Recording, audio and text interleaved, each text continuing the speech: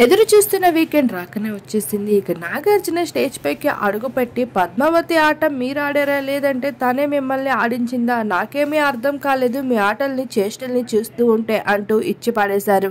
ఇక వచ్చి రాగానే యశ్విని ఏంటమ్మా తల్లి నీ ఆట నీ వ్యవహారం, అప్పటికప్పుడే బాగా ఉంటావు, అంతలోనే చంద్రముఖిలా మారుతావు, ఏ ఒక్కరిని దబ్బను అంటూ మాట్లాడుతున్నావు, అసలు గేమ్లో ఆడుతున్నావా లేదంటే నువ్వు రియల్గానే ఇలా ఉంటావా అంటూ యశ్వినికి ఈ వీక్ కూడా ఇచ్చి పడేశారు.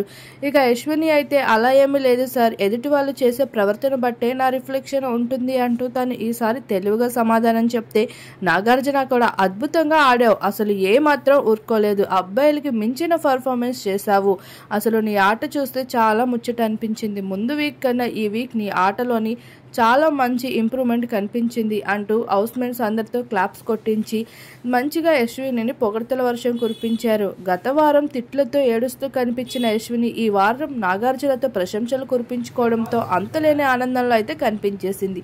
ఏది ఏమైనా ఈ వీక్ యశ్విని ఇచ్చి పడేసిందని చెప్పుకోవచ్చు పద్మావతి టాస్క్లో.